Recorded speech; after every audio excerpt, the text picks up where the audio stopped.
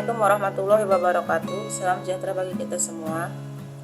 Pada kesempatan kali ini saya akan menjelaskan materi tentang bela negara.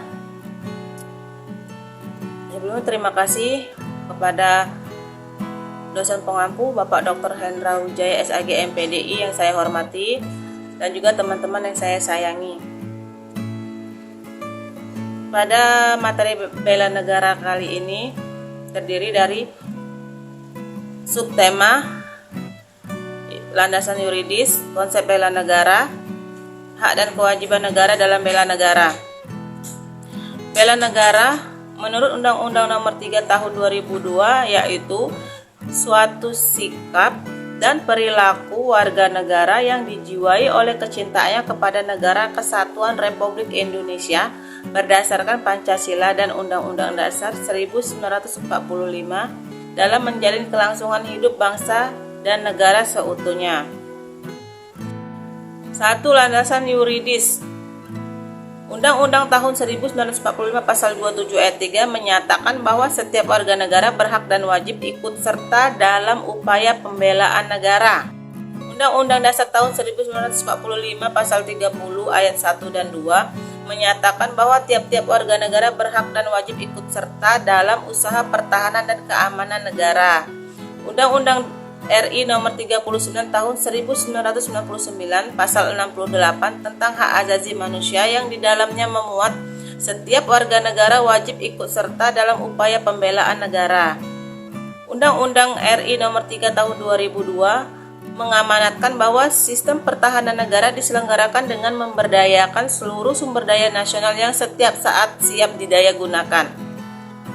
2. Konsep bela negara. Konsep bela negara ini juga diatur dalam Undang-Undang Nomor 3 Tahun 2002 Pasal 9 ayat 1 tentang pertahanan negara yang menyebutkan setiap warga negara berhak dan wajib ikut serta dalam upaya bela negara yang diwujudkan dalam penyelenggaraan pertahanan negara. Pasal tersebut memiliki butir penjelasan Pasal 9 ayat 1 huruf A Undang-Undang Nomor 3 Tahun 2002 tentang pertahanan negara, yaitu upaya bela negara adalah sikap dan perilaku warga negara yang dijiwai oleh kecintaannya kepada negara dan Undang-Undang Dasar 1945 dalam menjalin kelangsungan hidup bangsa dan negara. Konsep bela negara hadir terkait dengan adanya ancaman dan tantangan pada ketahanan nasional. Misalnya, pada ancaman terhadap kedaulatan yang berpotensi menimbulkan konflik perbatasan, pelanggaran wilayah, gangguan keamanan maritim dan dirgantara.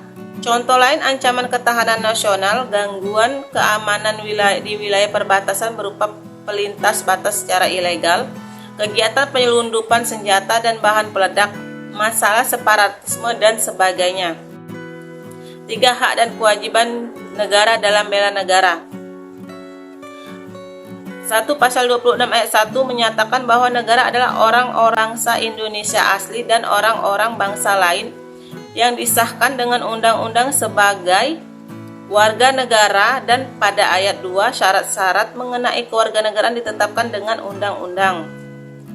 2. Pasal 27 ayat 1 segala warga negara bersamaan dengan kedudukannya di dalam hukum dan pemerintahannya wajib menjunjung hukum dan pemerintahannya itu. Pada ayat 2, tiap-tiap warga negara berhak atas pekerjaan dan penghidupan yang layak bagi kemanusiaan. 3. Pasal 28 kemerdekaan berserikat dan berkumpul, mengeluarkan pikiran dengan lisan dan sebagainya dengan undang-undang. 4. Pasal 30 ayat 1 hak dan kewajiban warga negara untuk ikut serta dalam pembelaan negara. Demikian materi bela negara. Terima kasih. Wassalamualaikum warahmatullahi wabarakatuh.